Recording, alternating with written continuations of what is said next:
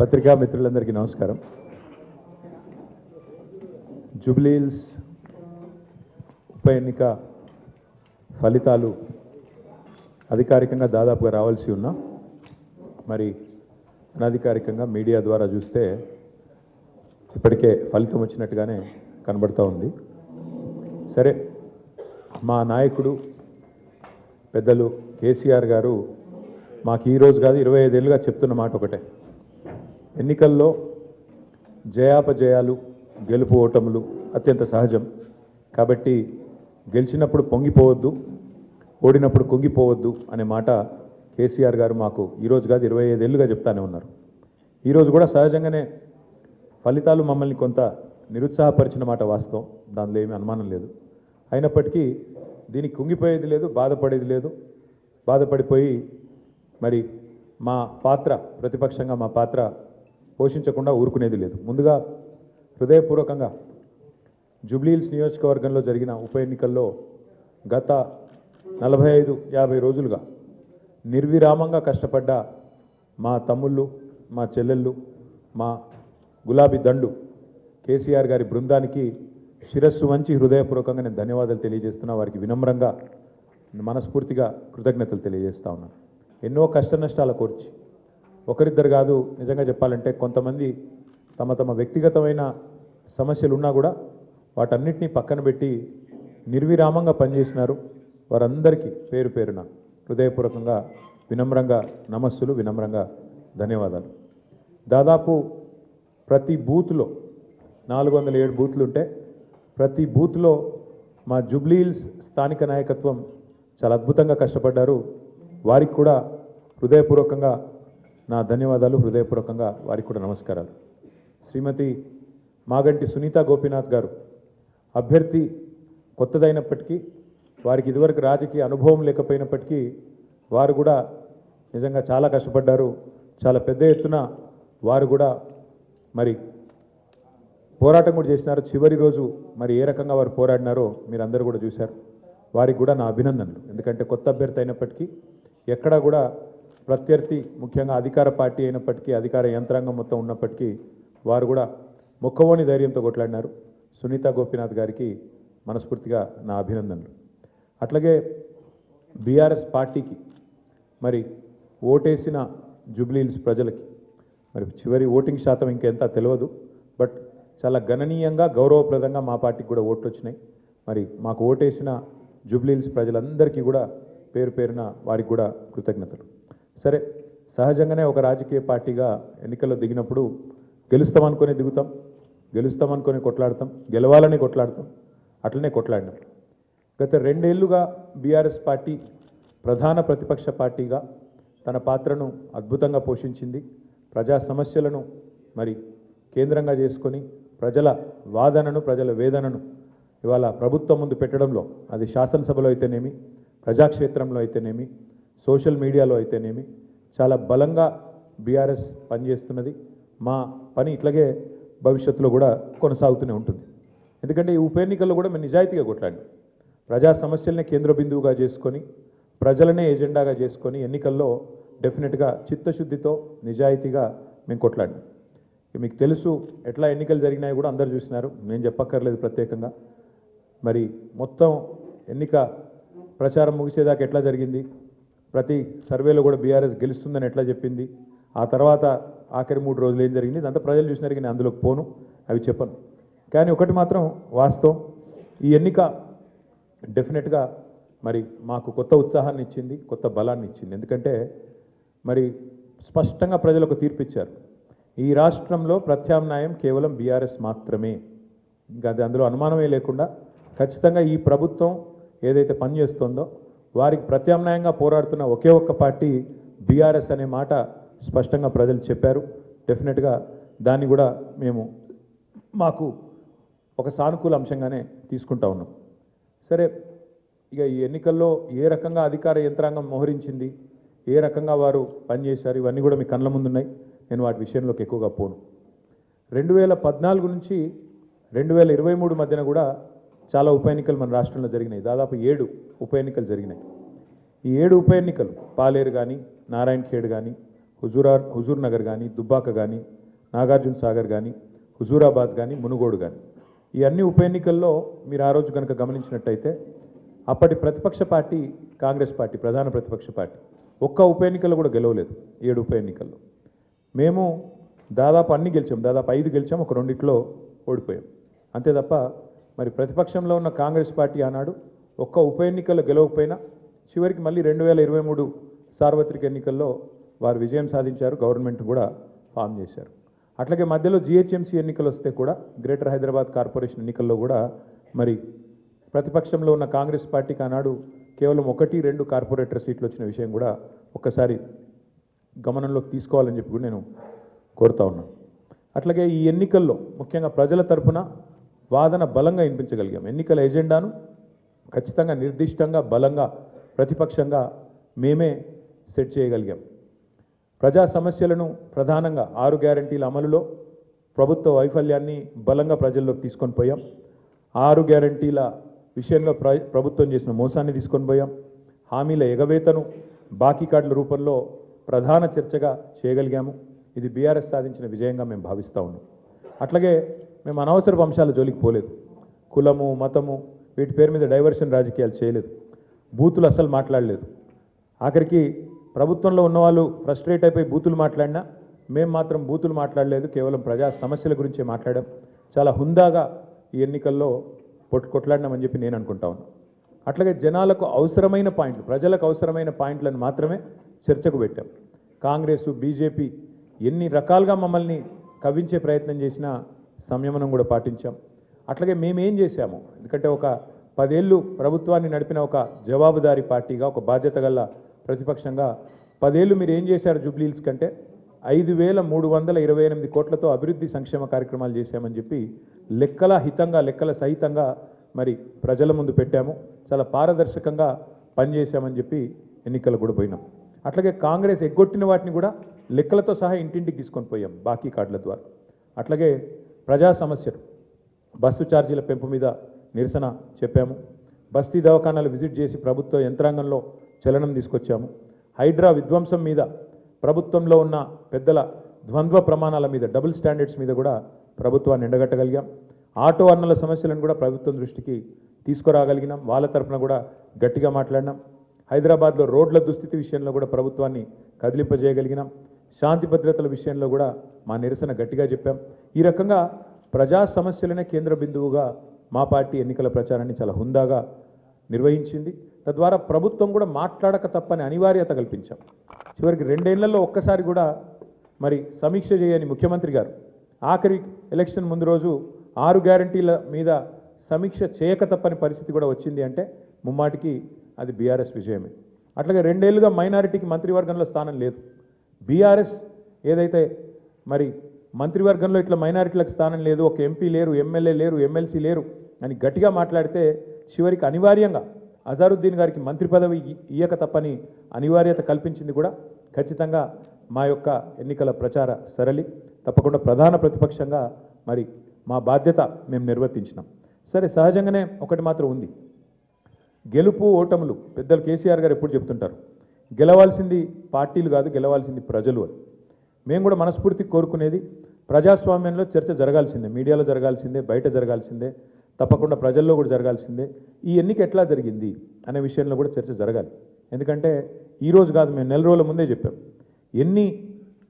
ఎన్ని రకాల అక్రమాలకు కాంగ్రెస్ తెరలేపిందో చెప్పాం. అభ్యర్థి యొక్క సొంత తమ్ముడికి 3 ఓట్లు ఉన్న విషయాన్ని మీ ముందు పెట్టాం. ఆధారాలతో సహా మేము స్పష్టంగా మీ ముందు బయట పెట్టాం. ఎన్నికల కమిషన్ అడిగాం, కోర్టుకు పోయాం. ఎన్ని ప్రయత్నాలు చేయాలో అన్ని ప్రయత్నాలు పారదర్శకంగా ఫ్రీ అండ్ ఫెయిర్ ఎలక్షన్ కోసం జరగాలని ప్రయత్నం చేసినాం. షెడ్యూల్ వచ్చిన నాటి నుంచి పోలింగ్ డే దాకా ఏమేం జరిగినాయో, ఎన్ని రకాల అక్రమాలు, ఎన్ని రకాల అవకతవకలు, ప్రలోభాలు, ఎన్ని రకాల ఒత్తిళ్ళు, ఇవన్నిటి మీద కూడా చర్చ తప్పకుండా జరగాల్సిందే. ఏదేమైనప్పటికీ సరే, అల్టిమేట్గా ప్రజాస్వామ్యంలో ప్రజా తీర్పు శిరోధార్యం. తప్పకుండా మరి వాళ్ళ మేము కూడా ఓట్లేసిన ప్రజలకు ధన్యవాదాలు చెప్తున్నాం. అట్లాగే మిగతా వారికి కూడా మేము విజ్ఞప్తి చేస్తూ ఉన్నాం. ప్రధాన ప్రతిపక్షంగా మా పాత్రను మీరు గమనించారు. ప్రధాన ప్రతిపక్షంగా మేము గెలవాలని కోరుకున్నాం, సహజంగా గెలుస్తామని ఆశించినాం. బట్ ఎలాంటి నిరాశ లేదు, మా పని మేము చేసుకుంటూ పోతూనే ఉంటాం. ఎందుకంటే 2 ఏళ్లుగా లగచర్ల కావచ్చు, హైడ్రా బాధితులు కావచ్చు, మూసీ బాధితులు కావచ్చు, 6 గ్యారెంటీల విషయంలో బాకీ కార్డుల రూపంలో కావచ్చు, ప్రజల తరపున గొంతు ఎత్తడంలో, అట్లాగే మా మీద జరిగే దుష్ప్రచారాన్ని తిప్పికొట్టడంలో శాసనసభ వేదిక కానీ బయట కానీ బ్రహ్మాండమైన పాత్ర పోషించాం. రేపటి రోజున కూడా అట్లాగే ముందుకు పోతాం. మరి మా కార్యకర్తలకు కూడా నేను చేసే విజ్ఞప్తి, సన్నద్ధమవుదాం.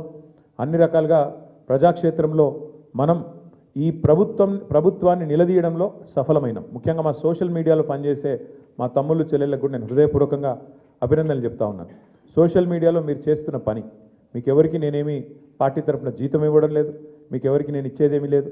అయినప్పటికీ వాలంటరీగా పార్టీ మీద ఉన్న ప్రేమతో, నాయకుడు కేసీఆర్ గారి మీద ఉన్న అభిమానంతో మీరు చేస్తున్న కృషి, మీరు చేస్తున్న పని ఏదైతే ఉన్నదో మనస్ఫూర్తిగా నేను మీకు కూడా ధన్యవాదాలు తెలియజేస్తా ఉన్నా. అట్లాగే మా పార్టీ కార్యకర్తలకు, మరి మా గులాబీ కుటుంబ సభ్యులందరికీ నేను చేసే ప్రార్థన, దీంతో మనం నిరాశపడవలసిన అవసరం లేదు, బాధపడవలసిన అవసరం లేదు.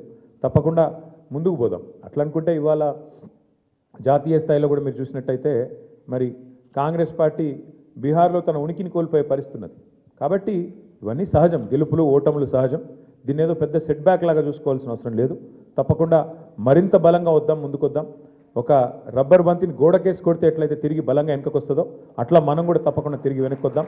పెద్దలు కేసీఆర్ గారు తిరిగి రాష్ట్రానికి ముఖ్యమంత్రిగా మళ్ళీ బాధ్యతలు చేపట్టేదాకా ఎవరి శక్తి మేరకు వారు శక్తి వంచన లేకుండా కష్టపడదామని చెప్పి మా నాయకులు కార్యకర్తలకు మళ్ళొకసారి ధన్యవాదాలు తెలియజేస్తూ, కష్టించి పనిచేసిన మా నాయకత్వం మొత్తం కూడా ఇక్కడ ఉంది. ఒక ఇద్దరు గురించి నేను ప్రత్యేకంగా చెప్పాలి. హరీష్ రావు గారు మధ్యలో పాపం వారి తండ్రి అనుకోకుండా అకాల మరణం జరిగింది. అయినప్పటికీ ఆయన ఇవాళ కూడా పూజలో ఉన్నారు. ఈ నిమిషానికి కూడా పాపం వారి తండ్రి గారికి సంబంధించిన స్వర్గపాత్రకు సంబంధించిన పూజలో ఉన్నారు. అయినప్పటికీ ఇంట్లో ఉండి కూడా ఆయన కూడా చాలా కష్టపడ్డారు. వారితో పాటు ఇంకా చాలామంది, మా రవీంద్రరావు గారు మా ఎమ్మెల్సీ, వారి సొంత అన్నగారు చనిపోయినారు. అన్నగారు చనిపోతే కూడా ఉదయం పోయి సాయంత్రం వచ్చినారు. అంటే అంత కమిట్మెంట్తో మా నాయకత్వం పనిచేసింది. అట్లా ఇంకెంతోమంది ఉన్నారు. నేను ఒకరిద్దరు పేర్లు చెప్తున్నాను, ఏమనుకోవద్దు. ఎంతోమంది నాకు తెలిసిన 2 ఎగ్జాంపుల్ చెప్పినాను. ఇంకెంతోమంది తమ తమ కుటుంబాలను వదిలేసి దీపావళి కూడా పోకుండా మా నాయకులు హైదరాబాద్లోనే ఇక్కడే ఉండి దీపావళి పండుగ కూడా పోకుండా కుటుంబంతో ఉండకుండా జూబ్లీహిల్స్ నియోజకవర్గంలోనే మకాం వేసి పనిచేసినారు. వాళ్ళందరికీ కూడా నేను శిరస్సు వంచి ధన్యవాదాలు తెలియజేస్తా ఉన్నా.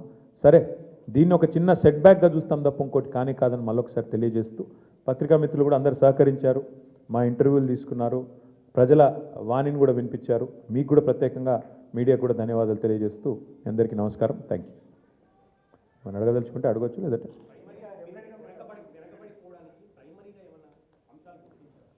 అంటే ఇప్పుడు ఇట్ ఇస్ టూ ఎర్లీ. ఒకటి మేము కూడా కూర్చుంటాం పార్టీగా, ఎందుకంటే మొత్తం ఇంకా అన్ని డివిజన్లలో ఎన్ని బూత్లలో మాకు లీడ్ వచ్చింది, ఎక్కడ మైనస్ అయింది, ఇంకా మేము కూడా చూడలేదు. బ్రాడ్గా ఓవరాల్ నెంబర్ తెలుసు బ్రదర్, మిగతా విషయాలు తెలియదు.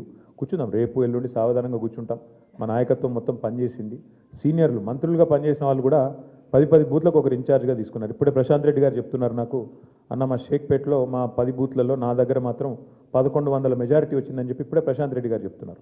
విశ్లేషించుకుంటాం, అట్లా ఎట్లెట్లా క్లస్టర్ల వారీగా ఎక్కడెక్కడ ఏం జరిగింది చూసుకుంటాం, సమీక్ష చేసుకుంటాం, డెఫినెట్గా ఆత్మవిమర్శ చేసుకుంటాం. ఎందుకంటే ప్రజలు మరి అల్టిమేట్గా ఎందుకు మొగ్గు చూపారు కాంగ్రెస్ పార్టీ వైపు అనేది కూడా మేము కూడా విశ్లేషించుకోవాలి, ఆత్మవిమర్శ చేసుకోవాలి.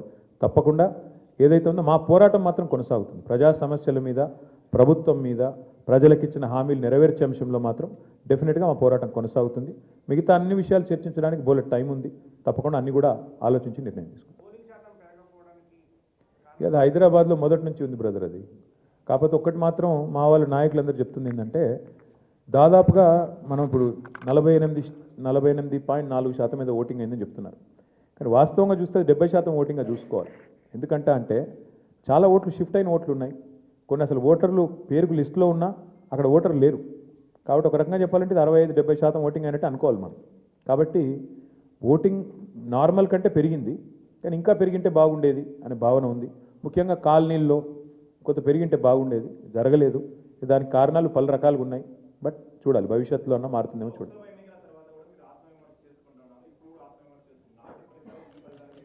చాలా తేడా ఉంది కదా బ్రదర్. ఇప్పుడు స్పష్టంగా ఈ ఎన్నికలతో ఏం తెలిపోయింది, ఈ రాష్ట్రంలో, తెలంగాణ రాష్ట్రంలో కాంగ్రెస్ ప్రభుత్వానికి, కాంగ్రెస్ పార్టీకి ఒకే ఒక్క ప్రత్యామ్నాయం బీఆర్ఎస్ అని ప్రజలు తేల్చి నిర్ద్వందంగా తీర్పిచ్చారు. దాదాపు నాకున్న అవగాహన మేరకు మాకు 38-39% ఓటు వచ్చినట్టుంది. ఇప్పుడు కూడా ఇంకా ఫైనల్ అయినట్లేదు. 38 వచ్చిందా 39 వచ్చిందా చూడాలి. డెఫినెట్గా మరి మంచి ఓటింగ్ శాతం మాకు వచ్చింది. నేనేమంటానంటే మరి సింగిల్ డిజిట్లో ఉండిపోయి డిపాజిట్ కోల్పోయింది కదా ఇవాళ ఇంకో పార్టీ. ఇప్పుడు మేము ఓటమి పాలయ్యి ఇంత గట్టి పోటీనిచ్చి అధికార పార్టీ ఇన్ని రకాల ప్రలోభాలు పెట్టినా, ఇన్ని రకాలుగా ఒత్తిళ్లు తెచ్చినా, ఎన్ని రకాల కార్యక్రమాలు చేసినా గట్టిగా నిలదొక్కుని బ్రహ్మాండమైన పోటీనిచ్చాం. అట్లాగే మీరు చూస్తే ఉప ఎన్నికల్లో గతంలో ప్రతి ఉప ఎన్నిక మేము ప్రభుత్వంలో ఉన్నప్పుడు దాదాపుగా మేమే గెలిచాం, ఒకటో రెండో మినహాయిస్తే.